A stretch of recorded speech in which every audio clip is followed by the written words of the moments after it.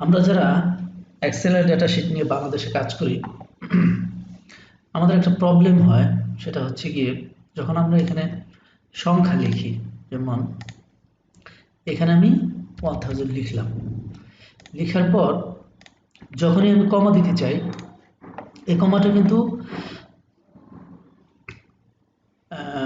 Bangladesh format অনুযায়ী হলো না।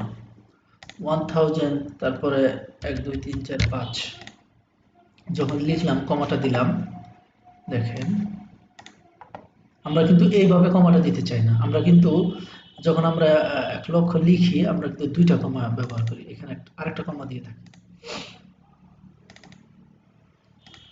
এখানে আরেকটা কমা দিয়ে থাকি, নিচ্ছে না, মানে 1 এর পর আমরা একটা কমা দিয়ে থাকি, তারপর 2 সংখ্যা 3 সংখ্যা পর আরেকটা কমা দিয়ে থাকি, তারপর পরে আরেকটা 3টা সংখ্যা থাকে।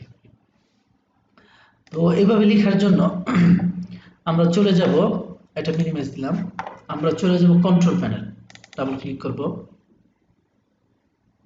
আর যাদের কন্ট্রোল প্যানেলটা এখানে না থাকে, এখানে এই যে সার্চ বাটনে কন্ট্রোল প্যানেল লিখে সার্চ দিলেই হবে। আমি মিনিমাইজ দিচ্ছি, এখন এখানে কন্ট্রোল প্যানেল লিখলেই হবে, CON কন্ট্রোল, এই যে এখান থেকে ক্লিক করলেই হবে। এটা হচ্ছে আমাদের কন্ট্রোল প্যানেল। এখান থেকে চলে যাব আমরা রিজন, রিজন কোথায়, এই যে রিজন, রিজন থেকে আমরা চলে যাব এডিশনাল সেটিং, এখানে ফরম্যাট সিলেক্ট থাকবে, তারপর আমরা চলে যাব এডিশনাল সেটিং, এখান থেকে একটা পপআপ মেনু আসবে, পপআপ মেনু আসার পরে আমরা চলে যাব একেবারে সবার নিচে কারেন্সি, একেবারে এই যে কারেন্সি, কারেন্সি থেকে আমরা একেবারে নিচেরটা সিলেক্ট করে দেব, সিলেক্ট করার পরে অ্যাপ্লাই দেব, তারপরে ওকে দিয়ে কেটে দেব, এখানে অ্যাপ্লাই, অ্যাপ্লাই দিয়ে ওকে কেটে দিলাম।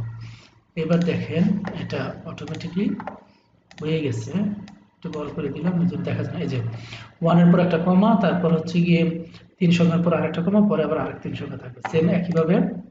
এখন যদি আমি এই তিনটা সিলেক্ট করে যদি আমি কমা দিয়ে থাকি, এই যে কমা দিলাম, দেখেন আমরা কিন্তু বাংলাদেশে এইভাবে লিখি। এখানে যেমন 20 লক্ষ, একটু বোঝার জন্য একটু একটা মিনিট এখানে একটু কমিয়ে দিই সংখ্যা, এই যে দেখেন এখানে হচ্ছে 20 লক্ষ, 20 এর পর একটা কমা, আবার হচ্ছে গিয়ে দুইটা সংখ্যা, তারপর কমা, তারপর তিনটা সংখ্যা।